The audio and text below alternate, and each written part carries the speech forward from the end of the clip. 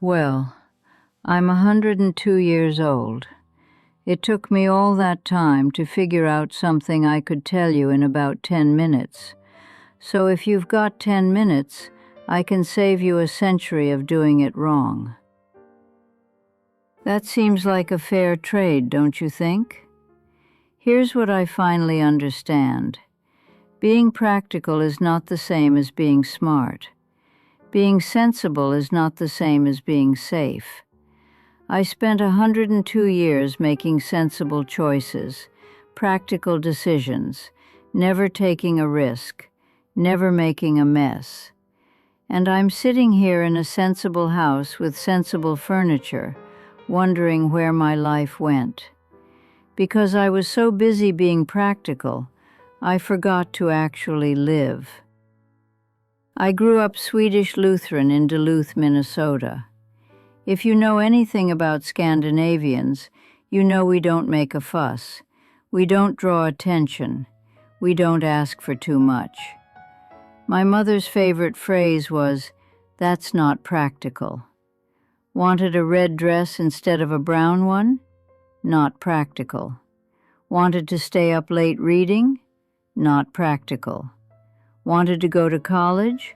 Oh, Ruth, that's not practical for a girl.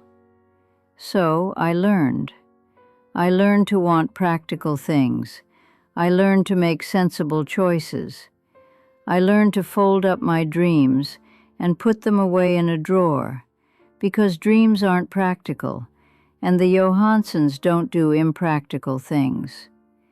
And I was a good girl. I was a very good girl for 102 years. What a waste. So here's the first thing I want you to understand. But I'm saying I should have at least asked myself what I wanted. I never asked. I just did what was sensible. And sensible stole 79 years from me. So if you're facing a choice right now between the safe thing and the thing that makes your heart beat faster, please stop and think. Not about what's practical, about what you actually want. Because you might marry the safe choice and spend 51 years wondering. You don't want that. Trust me, you don't want that. Let me tell you about all the things I didn't do because they weren't practical. I never learned to swim. Too impractical. When would I need it? I never traveled outside Minnesota until I was 63 years old. Waste of money. I never wore red. Too attention-getting. I never learned to play an instrument. What's the point? I never told anyone what I really thought because that wasn't polite. I never asked for what I wanted because that wasn't modest. I never, not once in 102 years, did something just because it might be fun. I don't know who I am. Isn't that something? 102 years old and I don't know what I like, what I want, what makes me happy, because I never let myself find out. I was too busy being sensible. I was too busy doing what I should instead of what I wanted. And now I'm sitting in this house, and I couldn't tell you a single thing about myself that isn't practical. Do something impractical today. I mean it. Buy something you don't need. If someone in your life keeps telling you to be practical, to be sensible, to not take risks, ask yourself, is their life one you'd want to live? Because the people who told me to be practical, they weren't happy either. They were just scared, and they taught me to be scared too. Practical is often just fear wearing a cardigan. In 1947, I was 23 years old.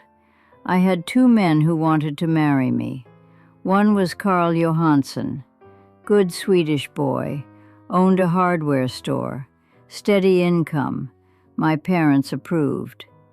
The other was Thomas Brennan, Irish, played piano in a jazz band, made me laugh until I couldn't breathe, wanted to move to Chicago and see what happened.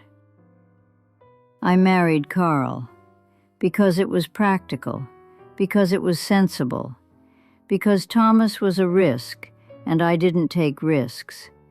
Carl was a good man. We had 3 children.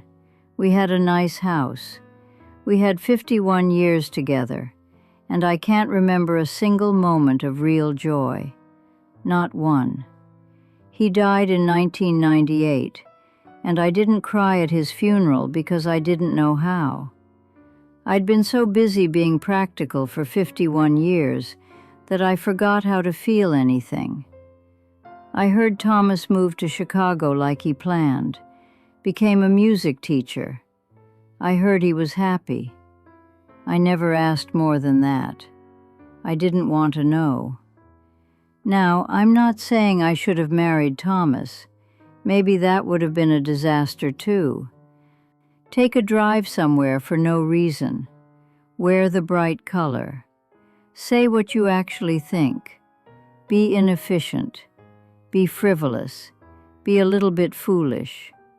Because foolish people have stories to tell. Practical people just have routines. The worst part? I passed it on. My 3 children, Eric, Anna, Peter, they're in their 70s now. Practical people, sensible lives, good jobs, nice houses, reasonable spouses. I'm proud of them.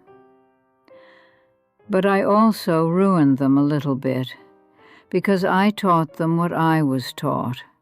Don't dream too big. Don't take risks. Be sensible. Eric wanted to be an artist.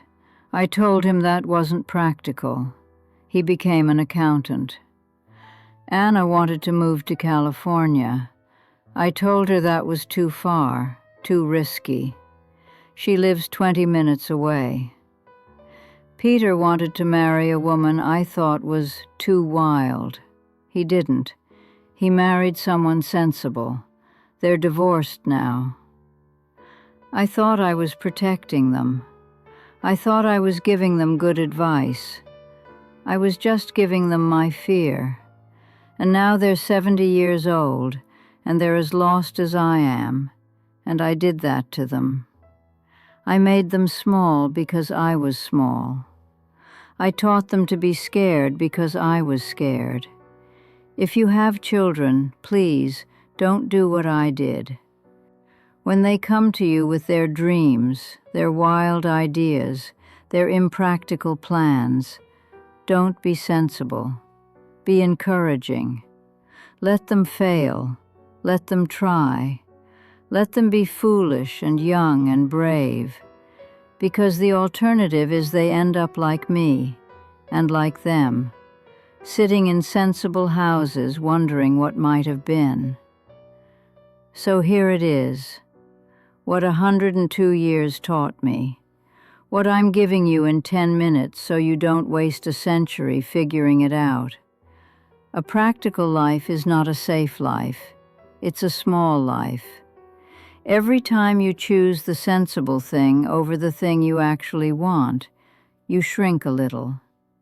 And if you keep shrinking for long enough, you disappear entirely.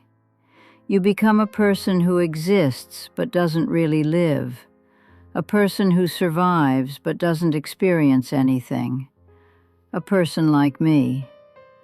I did everything right. I never made a mess. I never caused a problem. I never embarrassed anyone. And I am sitting here at 102 years old with nothing but regrets. Not regrets about what I did wrong, regrets about what I never did at all. Scandinavian Reserve cracking just slightly. You have a choice. Every day you have a choice. The practical thing, or the thing that might make you happy. The sensible thing, or the thing that might make you alive. I chose practical for 102 years. I chose sensible. And I am telling you now, with whatever time I have left, it was the wrong choice. Every single time, it was the wrong choice. So please, be impractical. Be reckless sometimes. Take the trip, say the thing, wear the red dress, marry the person who makes you laugh until you cry. Make a mess, make mistakes, make memories. Don't be like me. Don't get to 102 and realize you were so busy being sensible that you forgot to live, because that's not practical. That's just sad. Oh, and if anyone knows what happened to Thomas Brennan, no, never mind. That's not practical either. But I still wonder. After all these years, I still wonder.